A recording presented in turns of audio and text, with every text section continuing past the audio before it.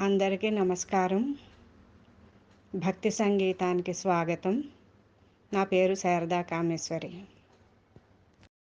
ఓం మహాగణాధిపతయే నమః. ఓం శ్రీమాత్రే నమః. ఓం శివాయ గురవే నమః. శ్రీ పంచముఖ హనుమత్ పంచరత్నం.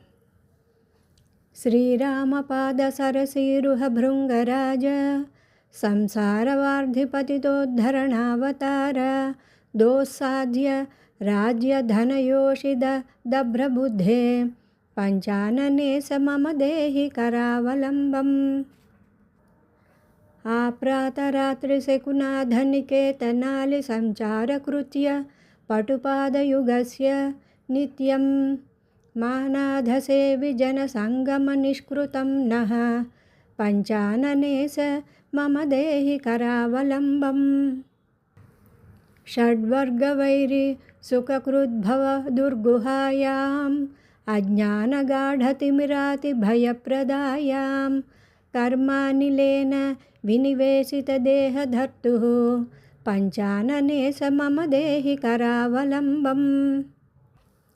సచ్ఛాస్త్రవార్ధిపరిమజ్జనశుద్ధచిత్తాః త్వత్పాదపద్మ పరిచింతనమోదసాంద్రాః పశ్యంతి నో విషయదూషితమానసం మాం పంచాననే మమ దేహి కరావలంబం.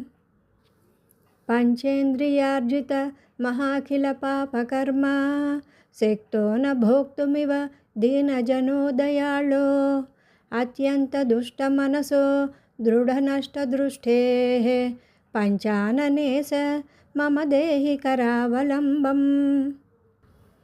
ఇత్థం శుభం భజక వెంకటపండితేన పంచాననస్య రచితం ఖలు పంచరత్నం యః సతతం పరిశుద్ధభక్త్యా సంతుష్టిమేతి భగవానఖిలేష్టదాయీ.